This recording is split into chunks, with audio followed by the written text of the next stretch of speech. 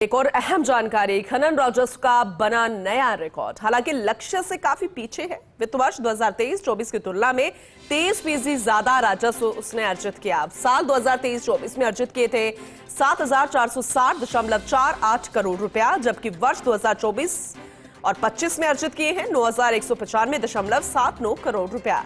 वर्ष 2023-24 की तुलना में 1,735.31 करोड़ रुपया ज्यादा अर्जित किए गए हैं। खान विभाग को 9,500 करोड़ रुपए का टारगेट दिया गया था, राजस्व लक्ष्य दिया गया था और फरवरी में इस लक्ष्य को संशोधित करके 11,000 करोड़ रुपए किया। ऐसे में वार्षिक राजस्व लक्ष्य से 1,804.21 करोड़ रुपया कम अर्जित कर खान विभाग कर पाया है। लेकिन खान विभाग के अधिकारी कर्मचारी पिछले वित्त वर्ष की तुलना में 23% बढ़ोतरी से बेहद उत्साहित है। प्रमुख सचिव टी रविकांत, निदेशक दीपक तंवर, अति निदेशक महेश माथुर, सभी अतिरिक्त निदेशक एसएमई, एमई, एएमई सहित पूरी टीम ने डेडिकेशन के साथ काम किया और इसीलिए 23% का जो आंकड़ा है उसे पार किया जा सका पिछले वित्त वर्ष के अनुसार अगर देखा जाए तो। एसोसिएट एडिटर निर्मल तिवारी हमारे साथ जुड़ चुके हैं, ज्यादा जानकारी उनसे लेंगे। निर्मल जी, 23% ज्यादा इस बार राजस्व अर्जित किया गया है, बेहद उत्साहित तमाम अधिकारी नजर आ रहे हैं। लेकिन इस बीच जो राजस्व लक्ष्य तय किया गया था वो नहीं पार किया पाए, जिसे बढ़ाया भी गया था खुद से।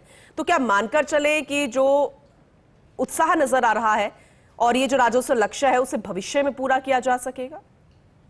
देखिए पूनम, निश्चित तौर पर खान विभाग प्रदेश का सबसे बड़ा सर्विस सेक्टर है और निश्चित तौर पर कह सकते हैं जिसमें से आप यूं समझिए 40 से 50 लाख लोग प्रत्यक्ष और परोक्ष रूप से उसमें रोजगार भी पाते हैं। और उससे भी खास बात यह है कि मुख्यमंत्री भजनलाल शर्मा खान मंत्री भी हैं, ऐसे में निश्चित तौर पर खान विभाग पर विशेष फोकस रहा है।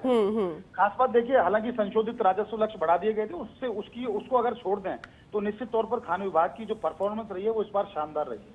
9,195 करोड़ 79 लाख रुपए अर्जित करना, यानी पिछले वित्त वर्ष की तुलना में 1,735 करोड़ रुपए से ज्यादा राजस्व अर्जित किया है, जो 23% से भी ज्यादा है। वो अपने आप में एक नया रिकॉर्ड है।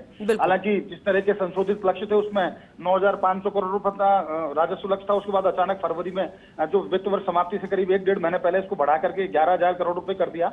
उससे जरूर 1,800 करोड़ रुपए से ज्यादा पीछे रहे, लेकिन इसको मलाल करने की जरूरत नहीं। हालांकि खान विभाग के अधिकारी खुद इस बात में पसोपेश में है कि वो 1,735 करोड़ रुपए ज्यादा अर्जित किए हैं, इसका वो जश्न मनाएं या इस बात का अफसोस करें कि जो राजस्व लक्ष्य थे उसको पूर्ति नहीं कर सके। लेकिन कुल मिलाकर के कहा जा सकता है कि खान विभाग के प्रमुख सचिव टी रविकांत, निदेशक दीपक तंवर, अतिरिक्त निदेशक मुख्यालय महेश माथुर और तमाम अतिरिक्त निदेशक SME, ME, AME, foreman, surveyor, देखिए ज्वाइंट डेडिकेशन की बात है। सबने मिलकर के जिस तरह से राजस्व लक्ष्य अर्जित करने में जी तोड़ मेहनत करी, वो भी विपरीत परिस्थितियों में। ऐसे में जब प्रदेश के अंदर बहुत सारे इवेंट्स भी चल रहे थे, राइजिंग राजस्थान यहाँ पर तमाम अवैध खनन के खिलाफ भी अभियान चलाना था, उसके बावजूद तमाम बातों में उन्होंने आपस में बहुत संतुलन रखा और निश्चित तौर पर एक बहुत बड़ी उपलब्धि है कि 9,195 करोड़ रुपए अर्जित करना। कह सकते हैं कि 23% ज्यादा है 2023-24 की अपेक्षा 24-25 के अंदर। तो निर्मल जी, आपने बताया कि काफी कार्यक्रम भी उस वक्त चल रहे थे जिसपे फंडिंग की भी बहुत ज्यादा जरूरत थी, उसके बावजूद इस विभाग ने राजस्व जो अर्जित किया वो 23% ज्यादा है पिछले वित्त वर्ष के अनुसार। लेकिन कैसे ये हो पाया, क्या इसे हम समझ सकते हैं?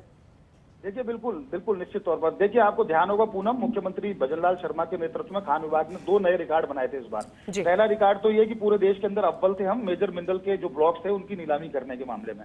86 से ज्यादा ब्लॉक नीलाम किए गए, जो कि पूरे देश में रिकॉर्ड था। अब तक एमपी सबसे आगे था, लेकिन एमपी को पछाड़कर राजस्थान पहली बार आ गया है। तो उससे जो रॉयल्टी मिली, उसका जो प्रीमियम की राशि मिली, उससे राजस्व अर्जित करने में सफलता मिली। दूसरा, एमनेस्टी स्कीम लेके आए थे मुख्यमंत्री। एमनेस्टी स्कीम लेके आए कि जो पुरानी बकाया चुकाएगा उसको एक मुश्त अगर चुकाने पर उसको ब्याज के अंदर छूट दी जाएगी, तो निश्चित तौर पर उसका फायदा मिला, पुरानी बकाये की वसूली हो सकी।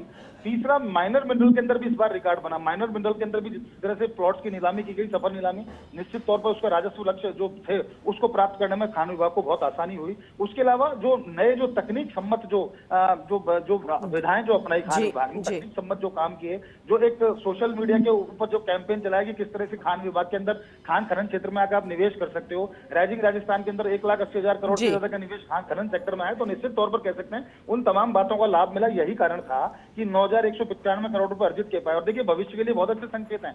इस बार हम 9,195 करोड़ रुपए पहुंचे, तो निश्चित तौर पर जो नया वित्त वर्ष आज से शुरू हुआ है 2025-26, आप तय मानिए कि इस बार 10,000 करोड़ से ज्यादा इस ठीक वित्त है। वर्ष में खान विभाग जाएगा। यानी खान विभाग सरकारी खजाने में जो अपना योगदान है लगातार बढ़ाता जा रहा है। उससे सरकार को भी फायदा ये होता है कि जो जनहित से जुड़ी योजना होती है उनके वित्त पोषण में फायदा होता है। तो कह सकते हैं खान विभाग, खान मंत्री के तौर पर अगर मुख्यमंत्री भजन लाल शर्मा की परफॉर्मेंस देखे तो उनके डिपार्टमेंट ने शानदार परफॉर्मेंस दी और इसमें पूरी टीम इसके लिए बधाई की पात्र है, जिसमें टी रविकांत से लेकर दीपक कंवर, महेश माथुर, तमाम अधिकारी, क्योंकि उन्होंने एक डेडिकेशन के साथ काम किया, एक संकल्प के साथ काम किया। बिल्कुल, और निर्मल जी वो नजर भी आ रहा है जैसे कि आपने हमने समझाया। बहुत शुक्रिया विस्तार से इसे समझाने के लिए। तो बेहद महत्वपूर्ण खबर हमने दर्शकों तक पहुंचाई है और खबरों का सिलसिला